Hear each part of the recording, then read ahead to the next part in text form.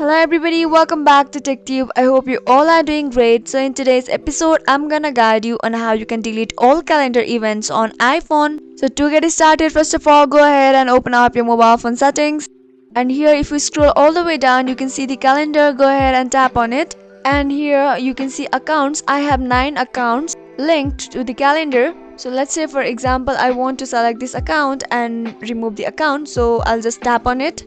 You can see on the calendar my calendar sign is enabled in there. It means it is synced with the iPhone calendar. So what I have to do is just click on that and disable it, and you'll be appear with the option that are you sure you want to continue. All Gmail's calendar will be removed from your iPhone.